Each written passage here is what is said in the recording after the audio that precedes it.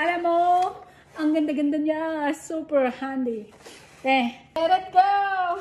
Let it go! Ay, grabe! Ikaw ba may pangarap ka din sa buhay?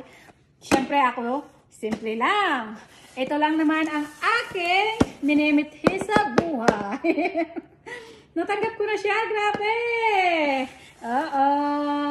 Hand mixer. Super cute niya. At ito, ang cute. Siyempre, hindi lang yan ang ating natanggap today. Kasi napaka-generous niya. Love na love niya ang aking mga bread. So, tingnan natin ang pangalawang box. Wow! May stick-stick pa daw siya. Stick-stick. Kung mag-i-stack tayo ng sourdough, pang mixing natin dyan. Para makita mo kung halaga yung tubo ng starter mo. Then, syempre may cover tayo like this. So nice! Thank you so much! Wala pa tayong yeast.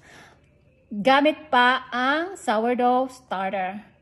Ano lang ang ingredients ng ating sourdough? Flour at tubig. Yun lang. Ipa-fermented mo siya.